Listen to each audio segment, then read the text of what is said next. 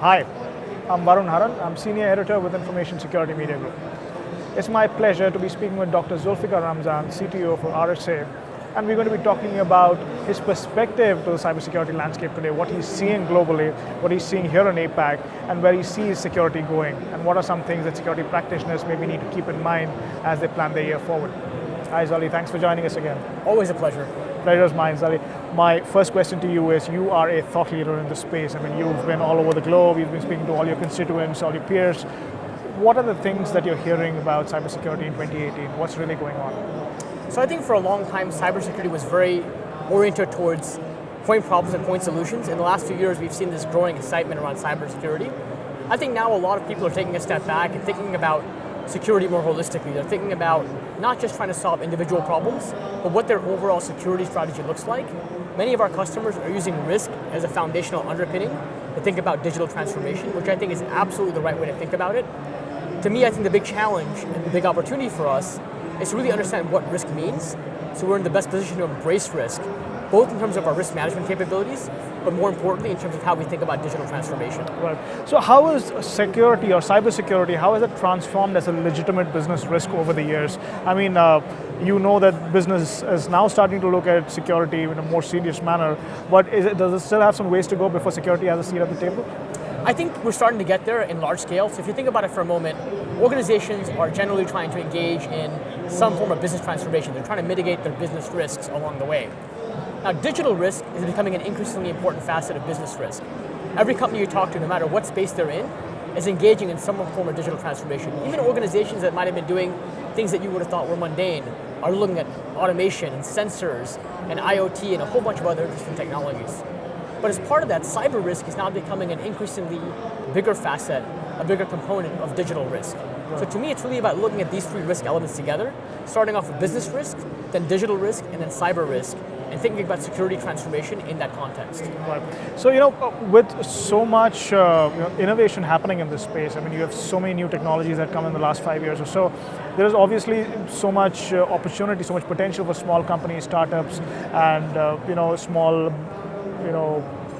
boutique technology houses to come up. But like you said, there is a need now to look at a holistic platform approach. So how does a practitioner, when he's investing in a security dollar, how do they balance the two things? So I think the real key thing is to ask yourself, first of all, what are you trying to solve? What problem is important to you? Sure. And when I say problem, it's got to start off with a business problem. Once you think you identify the business problem, then you can take a step back and think about the sub-problems that are associated with that. Sure. And only then can you think about the technologies and tools you can use.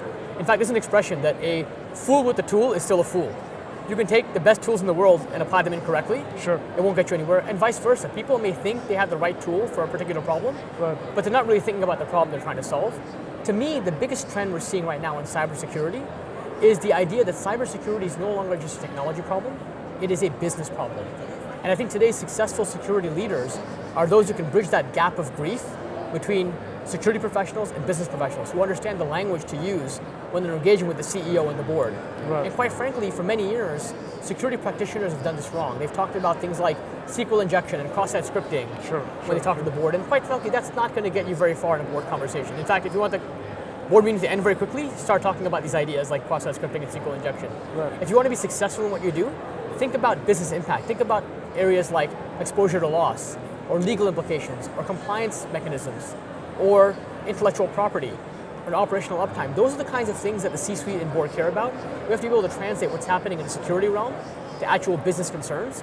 And if we can do that successfully, both in terms of communication, as well as in terms of technology underneath that communication, then we can go a long way towards addressing many of the most fundamental issues that have been plaguing our industry for years. Great. So let's expand on that a little bit. I mean, you're an expert in this. I mean, you translate security for business all the time. So apart from what you spoke about, how does a security practitioner kind of evolve to become a security leader in today's environment? What is it that he needs to do? Does he need to work with all the different functions? There are the legal side, the business side. How do you go about doing this? So I think you hit the nail on the head. To me, today's security leader has to be cross-functional. They have to break down silos. When you look at security organizations, there are typically three major silos that exist. You've got your security inclusion silo. Sure. These are the folks who focus on making sure the good people get in. They're looking at identity and access management and similar technologies. Then you have your security exclusion silo. These are the folks who are looking at how to keep the bad guys out. They're looking at things like SIM and evolved SIM. They're looking at firewalls and antivirus and so on and so forth. Sure. And finally, you have your business risk management silos. Okay. These are the folks who are thinking about business risk, about critical business processes, and so on and so forth. To be successful, we have to be able to cut across those silos. So for example, let's say you see an incident in your security operations center. Sure. One of the first things you have to ask yourself is, what's the business impact of that incident? Is it a critical incident that has to be resolved right now? Is it impacting a critical server that has operational uptime implications? If not, maybe you should deprioritize that incident in favor of something else that does. Sure. Oftentimes we treat every incident like it's the same. And look, if you treat every incident like it's important, no incidents are important. And that, I think, is the fundamental lesson we have to learn. And if we can break those silos down, we'll be in a better position to bring business context into security operations. Okay, excellent. Last question for you, Zali. As a thought leader, as an expert in this field, I mean, you're speaking to all the people who matter, and you know really what's going on. What is it that excites you most, say, about the new innovations, things like blockchain, things like AI and ML? How much potential do you think they have? So, my take, for example, on blockchain, which has been obviously a huge buzzword lately. So I fundamentally believe when you take a step back and you look at the current state of blockchain right now, the way it's currently being conceived of, I don't believe that there are very many applications of blockchain outside of cryptocurrencies that could not be more readily addressed by more traditional mechanisms like databases and whatnot. Sure. I think the key question to ask is not whether you can use blockchain to solve a problem. The real key question is, should you use blockchain to solve a problem? Is it appropriate? Yeah. Think about the right problem and then think about the technology behind it. Right. Now, in an area like AI, I think there's tremendous promise in AI. We've been applying it now in cybersecurity for over a decade and a half, and I still believe we're scratching the surface in terms of its potential. Right. Great, so you're really excited about the future of AI? I'm excited about the future of AI, but still at the same time, I would offer a note of caution. When any new technology comes up, there's a tendency for people to treat that technology like a black box, to think of it as magic. Right. As security practitioners, we cannot afford to think that way. We have to understand why those technologies work. We have to understand the risks those technologies pose. We've got to build compensating controls around those risks. And if I may take a step back, imagine 100 years ago, there were probably two people just like us talking about a new technology called the automobile.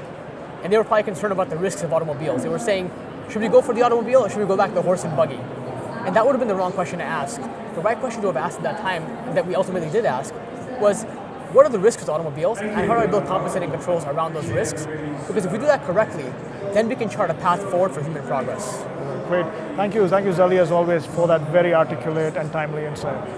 Absolutely a pleasure, anytime.